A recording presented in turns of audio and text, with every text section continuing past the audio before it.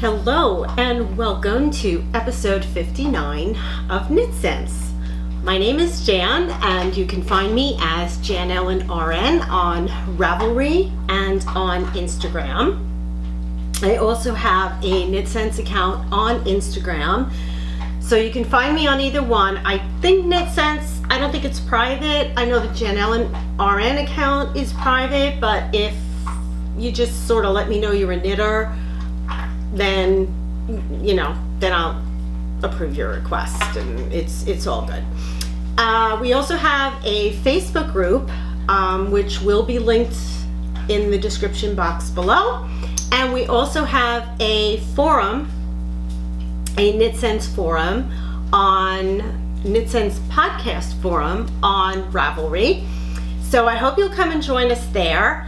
I actually have to draw a winner today for I think I'm going to do it tomorrow, because I have to put everyone's name on a spreadsheet and then do a random number generator for our whip prize. And then I will lock that thread, and then we have a finished object thread where you can put your finished object from this August, September whip along. Put your finished object in that thread to be eligible for the yarn and pattern that I picked up at Long Island Yarn and Farm from Tabitha. Okay, this is my third attempt. My monitor battery died, my camera battery died. We had all kind of pet issues. I'm hoping to just get through this, because I started this at 2 o'clock in the afternoon. It's now 5 o'clock and I have to get the barbecue started. So I can almost guarantee this episode is hopefully going to be, I say it all the time, but it's hopefully going to be a short one before another battery dies and I just give up. Anyway, this episode we have some knitting. Not much, because I have been a monogamous knitter. And I have been working on the pattern that I am test knitting for Laura Nelkin, so I will show you where I am at with that. We do have some spinning, and I actually did record that while I was waiting for one of the batteries to charge. It wasn't even the one that, it was just a mess. This technology, what it's doing to what's left of the fibers of my brain is absolutely unbelievable. I don't know why this dog's howling now. I just fed her. She's been howling like this all afternoon. Anyway, so while the batteries were charging, I did shoot with my other camera the footage of my spinning work in progress and what was going on with that and how I was doing, and I thought that my other camera would get a better close-up and we'd be able to see that a little bit better. So I will insert that when we get to the spinning part. I do have one acquisition to show. I have little to no stash enhancement, because I have taken a look at my stash and I need to stash down. Things have been missing. I've been looking for different things, and going through my stash has been a real eye-opening event. There's been sweater quantities for sweaters that I decided not to knit. I'm sure you all know where I'm at with that. So I'm trying to keep the yarn buying really to an absolute minimum, if not to zilch, until I can stash down and really have room to organize what I do have and unload, destash, give away, get rid of what I know I'm not going to use and see it go to a good home. So that's kind of where we're in a kind of not getting yarn until we've straightened out what we have kind of pattern. But when it comes to bags or needles or anything else, I make no promises. So I do have one thing to show you though. So we have that, and then I do have a fragrance this week. And it actually is a brand new one. So I will timestamp that below. So if you're not interested, if that part of the scents of the KnitScents isn't your jam, then you'll know when that will start, and I will let you know, and then we will see you next time. So let's start with the knitting. Again, like I said, it's sitting here in a heap because this is the third time I'm going at it, but it is riding around in the bag that I got from SSK, from the Knit Girls. Let me just see if you can see that logo, because I'm completely obsessed with this bag. That's the logo from this year. I think it was the 8th year. And the bag is nice and huge. I can't seem to turn off my phone. I give up at this point, I really do. Anyway, what I've been working on is the test knit for Lauren Elkin. It is a sweater, okay? I can talk about it, but limited. I can't show the finished garment, which we're nowhere near there anyway. But let me talk about where I'm at. And what I've gotten done. I don't know, I think I was still working on the first sleeve last week. I think I'm a day or so late in recording, but I think I was still on the first sleeve. And it was totally my fault. I had printed out the initial pattern that was sent to the test knitters, but it's an active document.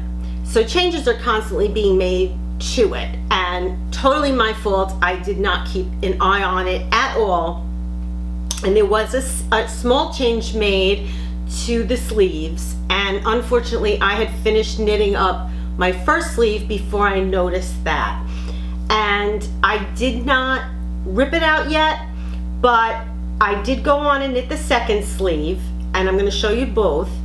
But I think I am going to ultimately rip out the first one because the second one knit up so quickly, and I think it's off by enough that it will drive me crazy, and having put in so much, I would really just like to have it done right. Not to mention that test knitting it, I really want to make sure with the adjustment to the pattern, it worked perfectly on one sleeve. I didn't even have to adjust anything, but I want to make sure that in my size that I'm testing on the other sleeve, that it does also come out correctly. So here's the first sleeve that I knit up, and let's turn it around. I do believe I showed what I had gotten up to last time. So you can see there is a pattern on the front of the sleeve, and there is a built-in, or I should say a knit-in mitt, which is optional. There is an option in the pattern for leaving this part out and actually having the ribbing start down here. I happen to love having this thumb hole in a sweater, in a long sweatshirt shirt, or a fluffy winter, soft shirt. I love that. So I was very happy to have that in there. This is the sleeve that I will ultimately have to re-knit. But you can see the length worked out perfectly. It's exactly under the arm, but it is going to end up, because of the adjustment that I did not make, for it to line up under the arm, it's going to twist the pattern and the thumb hole. So I did knit one sleeve, but again, that has to be re-knit. This sleeve, however, came out perfectly.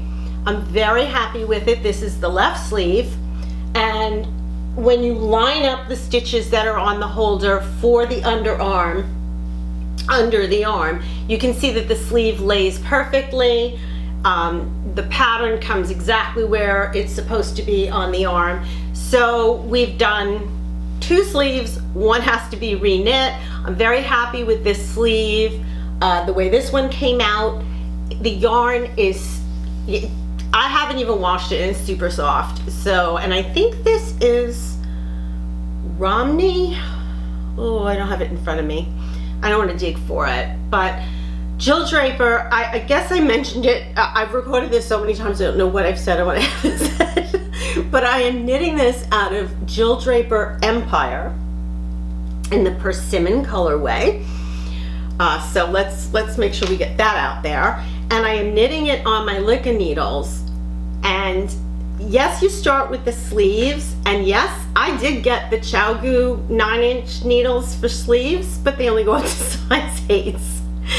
And these are knit. The cuff is knit on an 8. I gauged at an 8 and a 9, which is what the pattern called for. I didn't have a 9 in that needle, so I figured let's just go with the one with the double points, the same for the cuff and the sleeve that I gauged with, so that all would be good.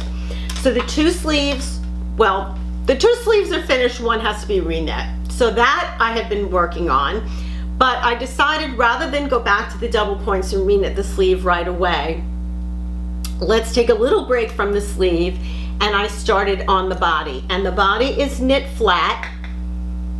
Hint, hint, if that gives you any hint. So I have started on the body. That is the back of the sweater. And here is what will be the right front. And here is what will be the left front. So you can see the pattern. Let's see, which way are we going? No, we're going this way. Okay, there we go. You can see the pattern forming. Now again, on this particular monitor, it's showing up as a hot orange. This is actually golden, but when I see it back after I've edited or during editing, it does color correct a bit. So just know that this is actually, it's not the orange that I'm seeing. If you're seeing orange, it's actually a true gold color. So that's it. That's what I have been knitting on. And oh geez, well, the ball of yarn just went flying on the floor. So that is the knitting. And as far as spinning goes, I have made a lot of progress on the braid that I was spinning on before, and I had showed several times. I am going to insert a clip of the plying that I'm doing now. I did finish spinning both bobbins. What I did, it was a braid from Into the World. I believe it was called Butterfly Effects. I think it was called Butterfly Effects. And I took the braid, it was 4-ounce braid, and I split it in half. I knit one half, I spun one half end to end. The other half, I split that in half and spun that end to end, end to end. And now I'm plying the two together. So what I wanted to do was I wanted to go back to the Daedalus Starling, which is what I had reviewed a couple of videos ago. And I will put a card up. I think the card's there. I will put a card up, linking to that review. I also will put a link below. And I wanted to add on a few things about the wheel that I had mentioned in the initial review, that now that I've had a chance to really spin a full braid of fiber on it, and now that I'm plying, some just little changes in my mind that I've noticed with the wheel, suggestions and whatnot. And I wanted to give a close-up of how it was working, because I actually wasn't even sure if I was going to be able to ply on this wheel. You know, some wheels you do well with spinning, some you do well with plying. I've never really had an issue with any wheel not being able to do both, but with this one, having the bobbin being an 8-ounce bobbin, you really want to be able to take advantage of that size, and you want to be able to ply on it. And as spoiler alert, it's doing just great. So I will insert that footage here, so we will talk all about the spinning in that little segment. Okay, so here I have my Lazy Kate set up. As you can see, these are the 2 bobbins that I spun that I had showed previously. So my 2 bobbins are on here. And I have my Lazy Kate off to the side. Normally I would probably have it on the floor, but I have it on the table just for ease of use right now. And I'm just going to get this into view here, and I'm going to try to turn this. There we go. So you can see, well, let's show you the front. Okay, again, this knob here, let's zoom in a little bit.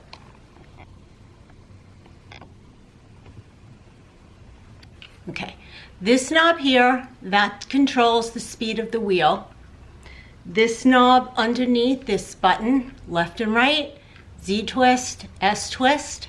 I'm going to be plying with a Z twist, right? Yes. Yeah. Okay, well, I'm plying to the left, so I'm going to put that button to the left. This is just the wind-on knob, as I showed. This is my tension knob. And I want to make one thing, show one thing that I was not clear on in the review video. And I did figure out how I came to make that mistake. And it was, I assume that the video was made from an earlier model. And they had shown it with a rubber grommet as opposed to the current one that's on there now, which is this magnetic piece. So I just want to make sure that I show this very clearly. When you change the bobbin, again, you lift it up out of the rear maiden and take it to the side. And this piece here, this washer-like piece, is on the end. You take it off, you change your bobbin, which you can't really change out now, but you just slide it off, slide on your new one, and then you put this magnetic bearing, this rear bearing, yeah, that one, back on the back. And I just want to make it clear that that rear bearing sits in this magnetic little cup here. Okay, you don't push it up against the bobbin. Apparently that was either a prototype or an earlier model where there was a rubber grommet that you did that with. You don't do that on this one. On this wheel, this metal magnetic bearing sits, and you'll hear it. It'll click right into place. And that's the way you want it. That's perfect. So I wanted to point that out. All right, so we'll zoom back out, because I am going to do some plying, and I wanted to show you how I'm plying on this, which brings me to the other thing that I wanted to point out. Initially, when I reviewed the wheel, I had thought that the foot pedal was kind of like an optional thing, and it is. I mean, it's nice to have it. It's really not 100% necessary, because you can use your controls up front. Both your speed switch, if you turn it all the way down, will turn off your machine, your spinner, and your Z twist and S twist button, your left and right spin, will, in the center position, will also turn it off.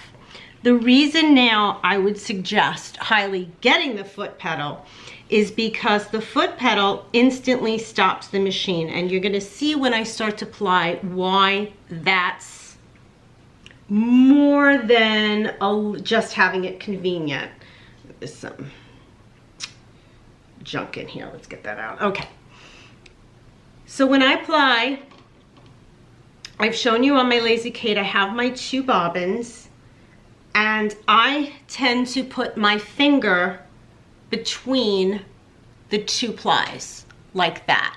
Okay, so I just have one under. You can put them this way if you want, but I separate them with my finger. And the reason I do that is because if I'm doing more than a 2-ply, if I'm doing a 3-ply, I would put it over this finger so that I have all the plies separated. And what that does is it tends to keep the tension between the plies even. You don't want to have an uneven twist in your ply. And I know that that kind of doesn't make sense if you're not really a spinner, but you don't want to have it kind of twisted more in one spot and twisted less in another spot, which is why at this point I would say I would highly recommend the foot pedal. Now I'm going to turn the machine on. I'm actually going to, hopefully it's not going to turn on, it's going to wait. Okay. Okay.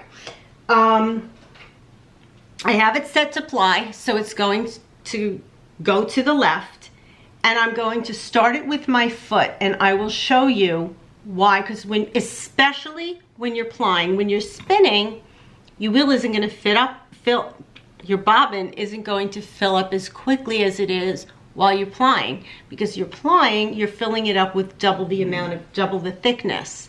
So your bobbin is going to fill faster, meaning that you have to change the position of your your thread guide faster. And without the use of the foot pedal, you have to either keep taking your hands off of your twist and holding your twist and off of what you're doing to keep stopping the machine, either way, whether you slow it down or you speed it up. Whereas with the foot pedal, you don't have to do that. So let's show you what I mean. All you have to do is tap on it and it goes. So this is all stuff that I've applied already. Just letting it take it on. I apply it, feed it to the machine, run down, apply it, feed it to the machine, run my fingers down and apply it, and feed it, apply it, and feed it, and apply it, and feed it. Now sometimes you'll feel that when you get up to the orifice, it's pulling it out of your hand in a way that the plies are not staying together.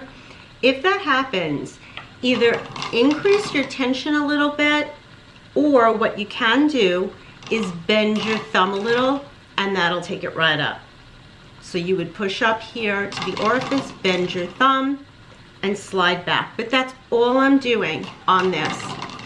Now, let me show you why I really feel that the foot pedal, and I finally did break down, take it out and decide that it was a good idea to use it. I'm gonna show you what happens if I don't use the foot pedal, how I have to stop the machine. So it's going ahead and it's continuing to twist. I have to stop and turn it off. So now I've got twist all here, and I don't even have really control over what I've twisted here. I just have it twisted. The machine kind of just did it. And really all I wanted to do, so I get to pull this all the way back now, was move my thread guide, okay, down a little bit. So instead of doing that, I'm going to use the foot pedal.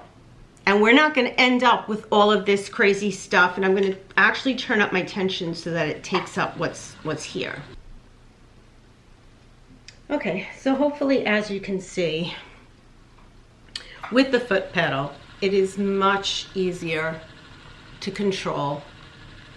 When you start and stop, I actually ended up having to stop because I had gotten one of these. I don't know if you can see it, let's see. Which is called a pigtail. Let's see if I can focus in on it.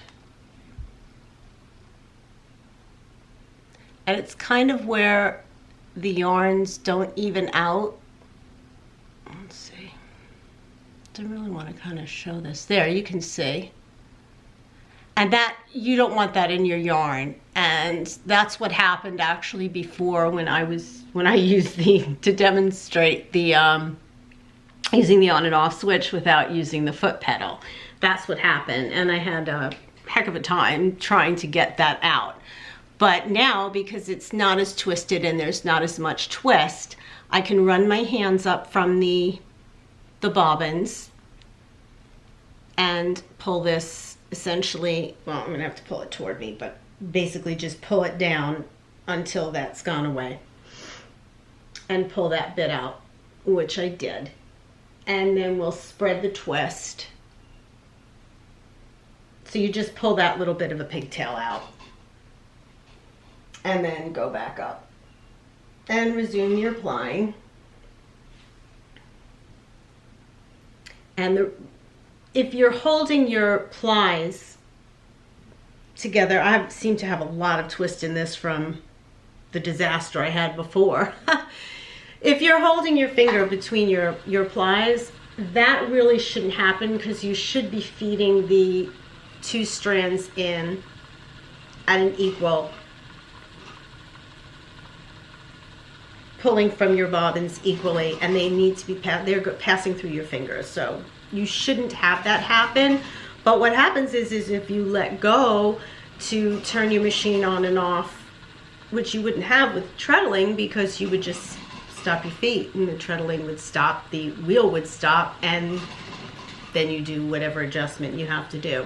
So with an electric wheel, initially, like I said, I had said that, and you know, when you're just spinning a singles, you can get away with it. It's not ideal, but you can get away with it. But when you're plying, I think you absolutely do need to get the foot pedal. I think it makes things much easier. See, again, I have my fingers between the yarns, and I'm going to show you right here. My fingers are between the yarns, and I want to move my thread guide. So I'm going to just stop, and you can see it instantly stops. My fingers are here. My twist is still here. So I can just grab that, move my thread guide as I wanted to, pinch this back up again where I had the twist, start it up again, and just keep on going. So like I had said in my original video, I am obsessed with this wheel. I love it.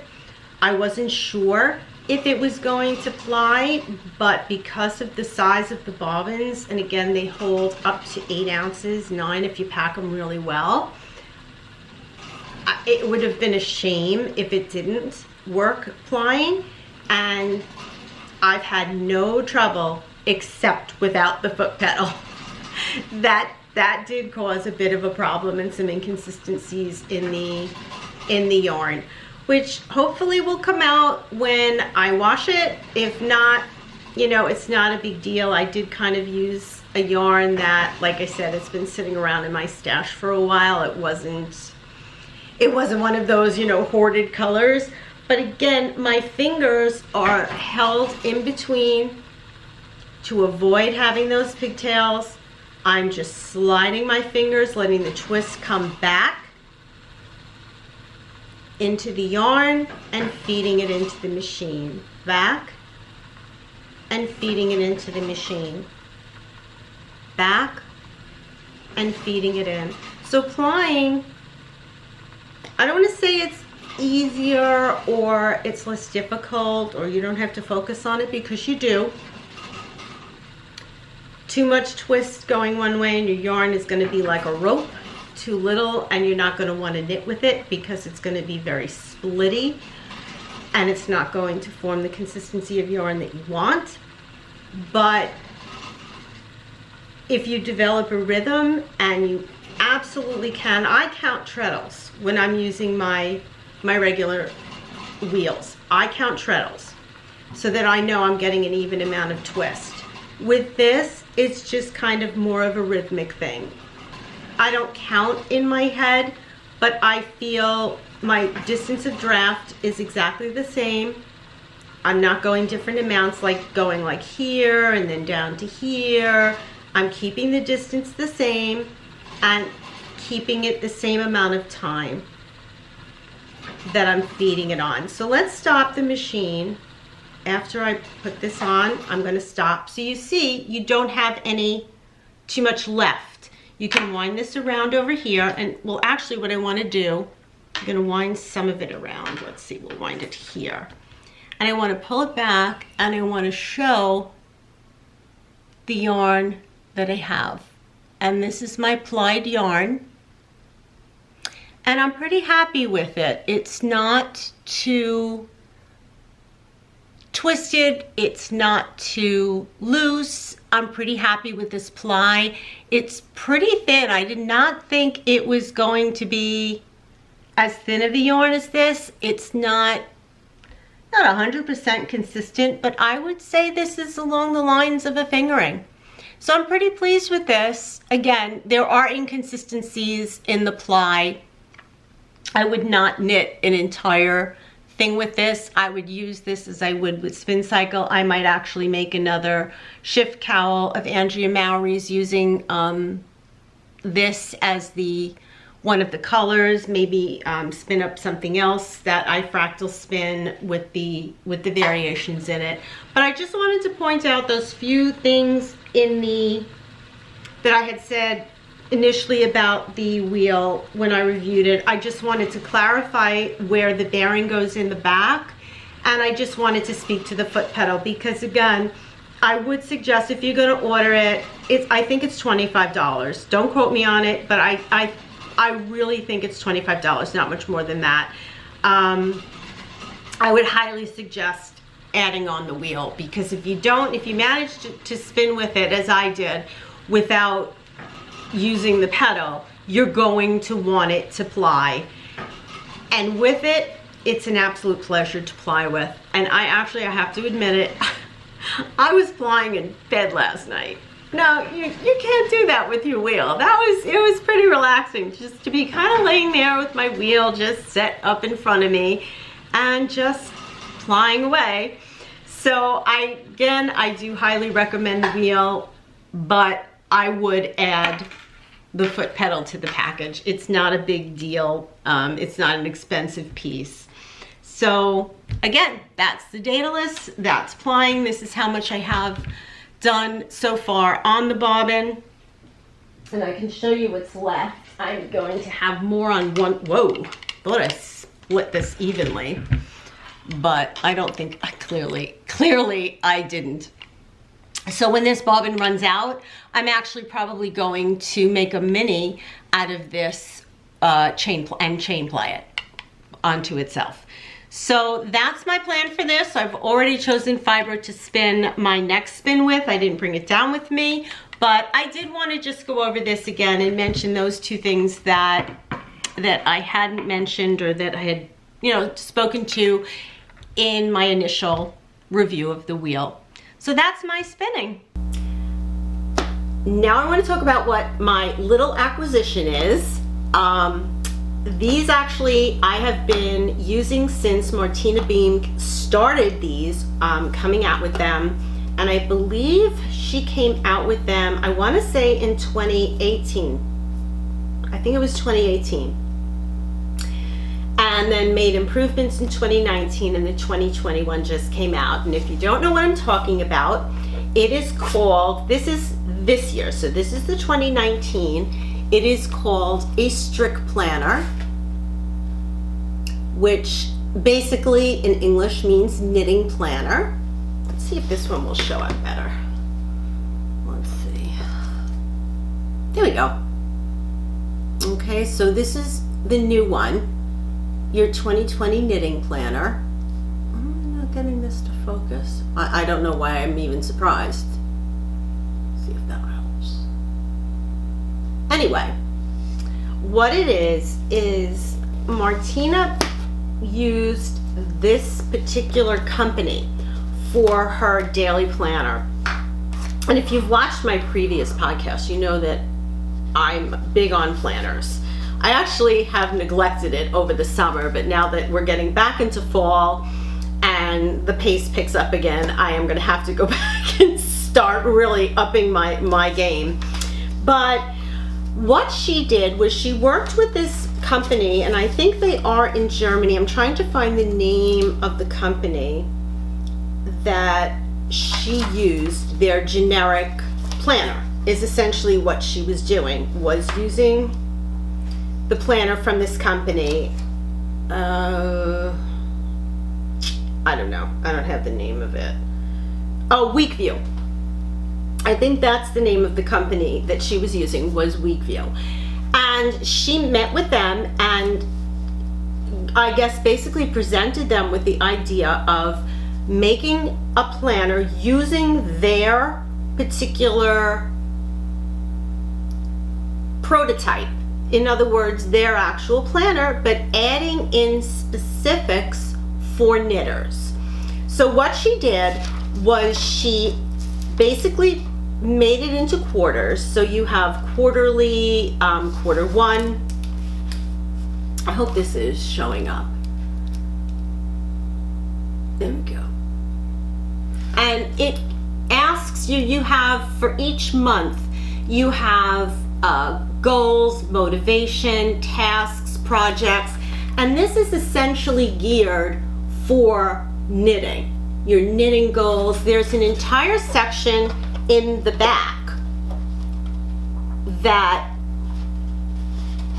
has knitting tools and then your knitting project overview. And I hope you can see this because it starts with knitting project 1, knitting project 2, and so on for the year. So let's say, you know, you're coming to January and you're starting to plan out the projects you want to work on. Now, obviously, you may not know what you want to knit in September, but you start down here, and then further back in the book, there is a section that coordinates with it.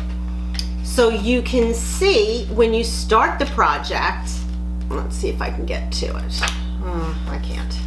I don't want to take up too much time with this because, like I said before, a battery dies or something else goes wrong here. Here's number 1. So that's where you would start your notes for the project. And there are plenty of pages that give you sizes and measurements, yarn lists, wish lists, knitting books, accessories. There's actually a pattern in here for how to cover your book. If I'm not mistaken, I'm not sure if this one came with it, but they did have, you can purchase a tab, which also serves as a pen holder if you want to do that. They are thread bound, so I don't know if you can see, I have it on the table, but they do lie flat. They're very, very well made. They're, the pages do not bleed ink. They are the paper quality is extremely good. It does not bleed through. And then you can see that the actual weeks are not necessarily geared just for knitters. I mean, here's a blank week. You can see I was actually using a different planner at this point. But you can fill in all of your regular appointments, your schedule, anything that you want in here. That's not necessarily specific to knitting. And then you have the week before up here and the week after. So if you know, during this week, you'll know if the following week something big is coming up, you have room to put it in there. But basically what she did that makes this stand out differently from other planners that you can get is the things that she added that are specific for knitting. Fiber festivals, retreats, knit nights, you can keep track of all of that. Yarn stores and online shops you have here. Knitting podcasts and blogs, you can even put right in there, you can put KnitScents. Remember to subscribe. Just put in there, right there, you put KnitScents and you hit that subscribe button and ring that bell for notifications. I'm just joking. Well, not really, but it'll keep track. If you hear about a podcast that you're not aware of and you don't want to forget or whatnot, you have a place that you can jot it down. All fiber festivals, you can there's room to put in there if there's a wish list or something that you're looking for at a festival, any yarn that you're looking to purchase or any yarn that you have purchased. There's a place to keep track of. It says brand, dyer, color, and price. All of this, and here's to keep track specifically of your yarn purchases. I personally, for me, would be mortified at this point to put anything in there. I expect 2020 to be blank on yarn purchases. Yarn upheavals, yes. Then there's goals, there's yearly reflections, there's lessons learned.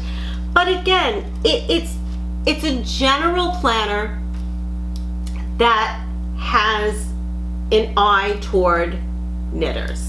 There are 2 bookmarks in here that are included. I'm looking on here and I actually was using this for a while and I see where I had put a lot of notes to projects that I was working on, and then each quarter there is room to put your goals for the quarter, what you're hoping to accomplish, things that appointments, things, and project. Basically, this is really project driven. So this one came out, the 2020 just came out. I know that the only place I found it so far, I believe it is on Martina's website, but I don't know if that you would have to have shipped from, where is she located? I think she's in Germany. But at any rate, I got mine from the Loopy U. The Loopy U does or did have them in stock. And they do come in English and in German versions, so make sure that you are ordering the English version. But I highly recommend this. I think it's a great way to keep track of your year in knitting, what you plan to knit. It keeps your knitting more organized, and that truly is my goal for 2020, to get my stash more organized. My whip bags, which are all over the place, just either frog it, finish it, toss it, do something, but to get myself organized. And I from having used those books in the past, they are a great help. So I highly recommend those. So that's pretty much it with the knitting and the spinning. And I had a bookmark in here, and who the heck knows where it's from. It wasn't anywhere in the week that we're in, so I just stuck it back in there. So that's it. Unless you want to stay with me for this week's scent, that's it for the knitting, the spinning, and all of that good jazz. So if you don't want to stay with me for the scents, again, I didn't even say, and I said it in the first 2 episodes, it is Saturday, August 31st. It is Labor Day weekend here in the States. So I will wish all of you a very happy and safe Labor Day weekend.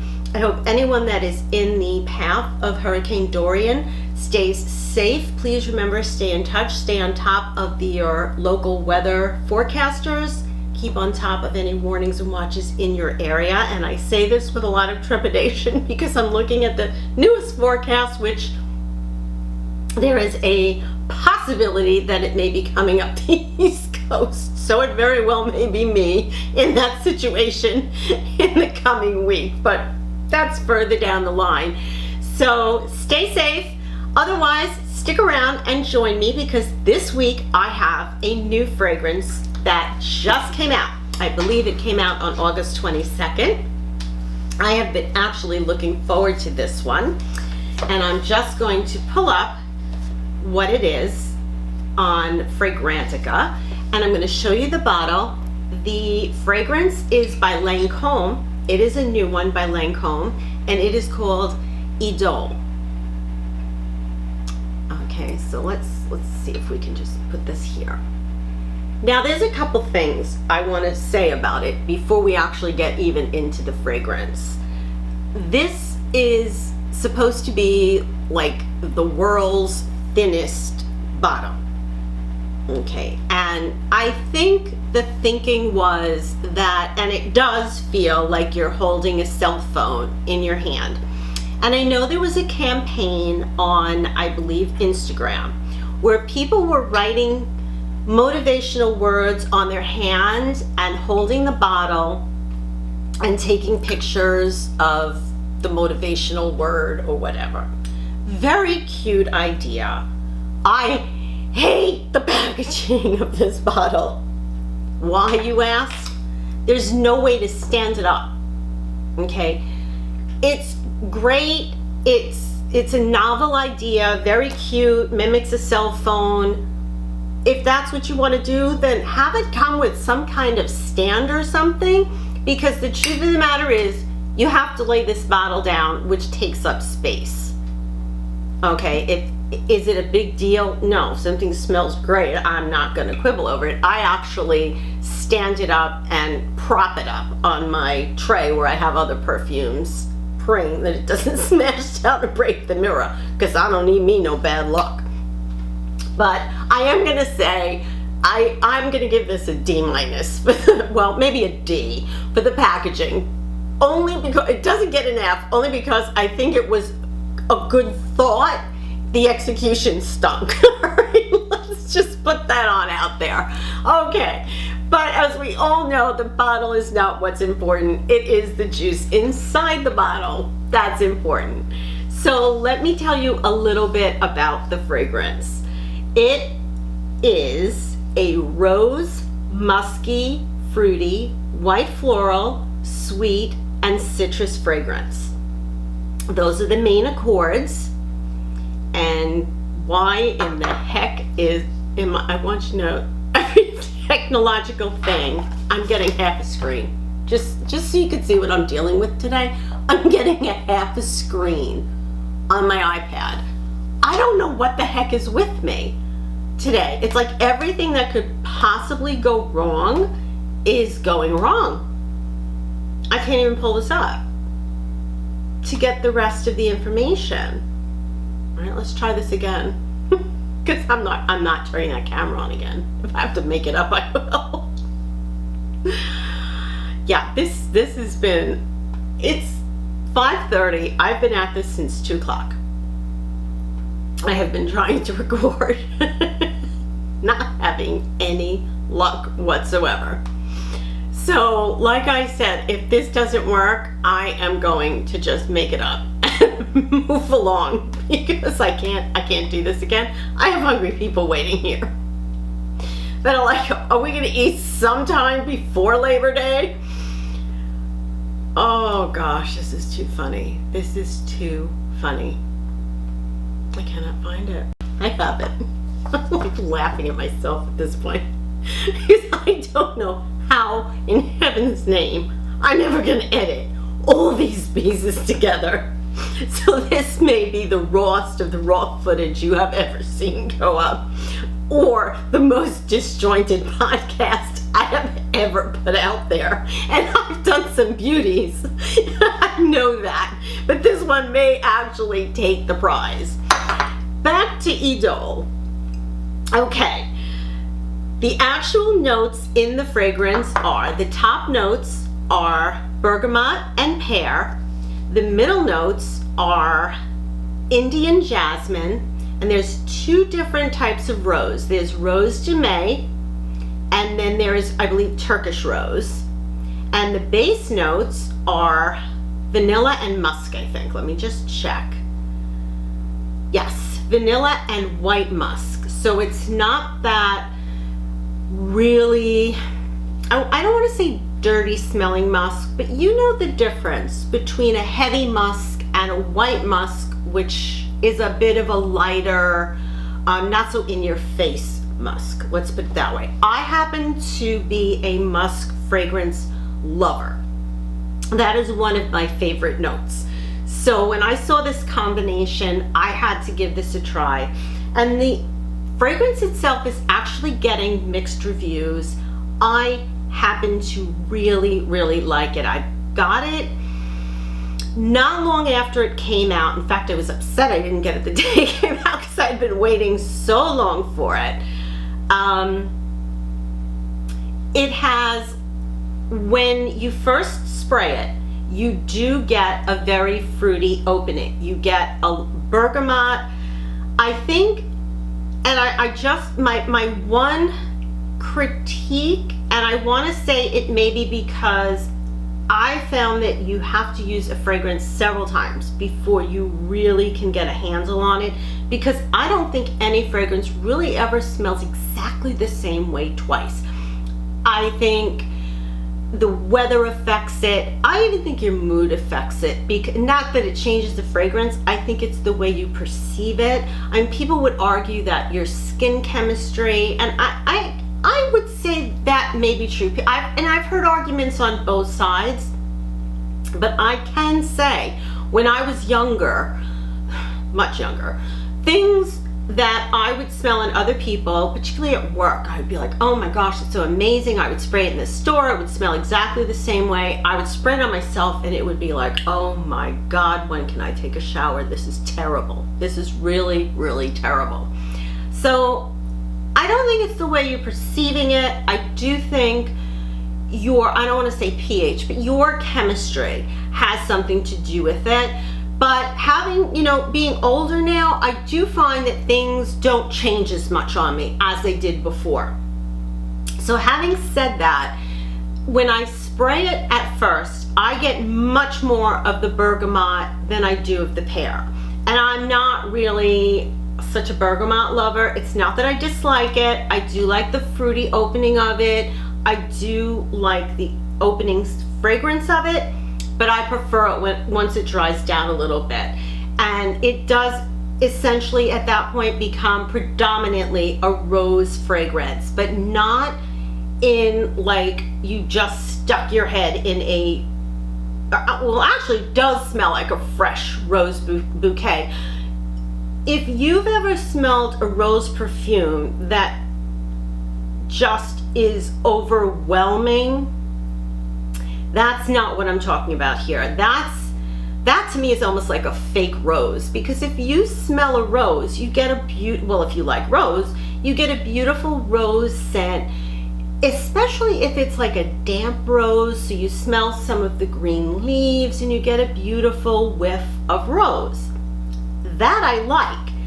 Overwhelming rose where you just like are choking on rose, that is not what this is. This is two different roses, and they're very soft rose, but it is clearly a rose fragrance.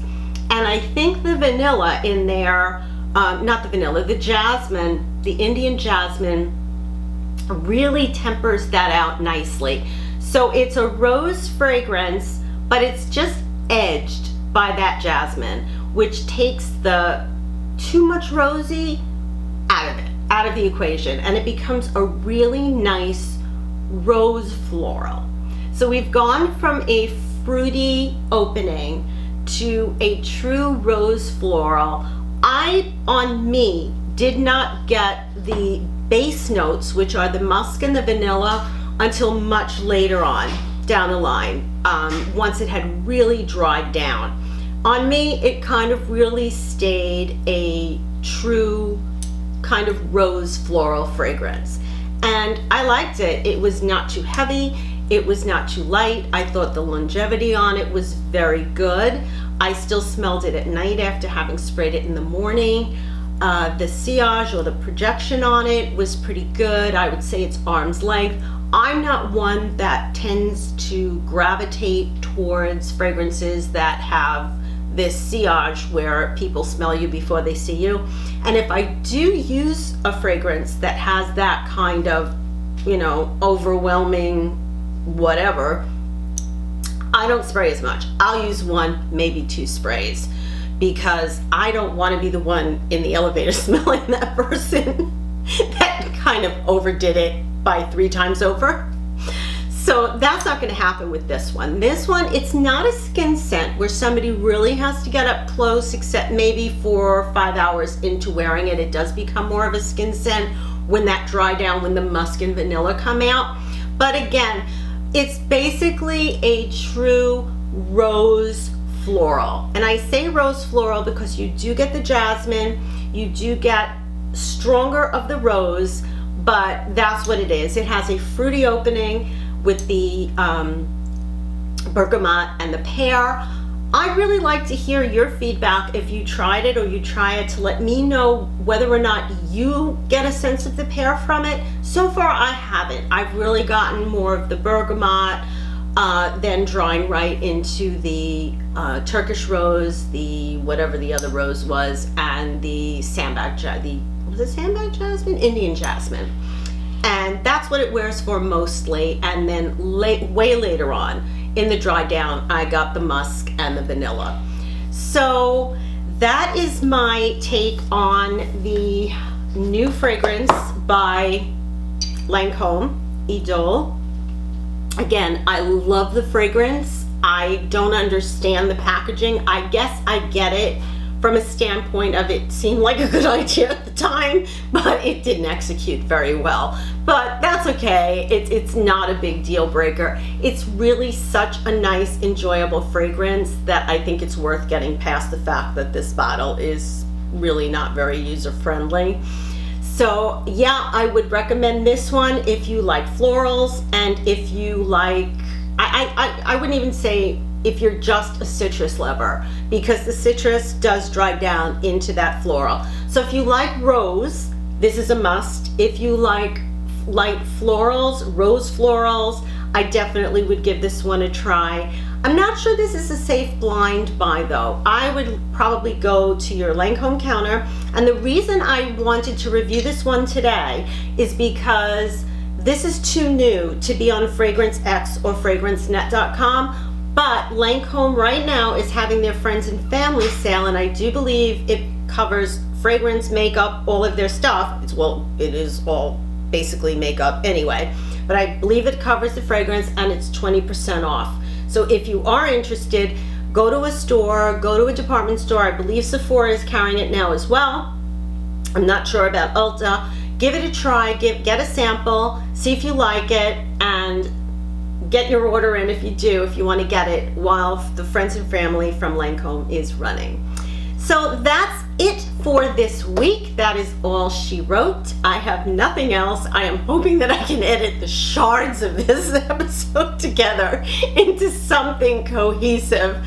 If not, then please understand, if this is the most disjointed thing that you've ever watched, that it was a technology fail. Literally a technology fail.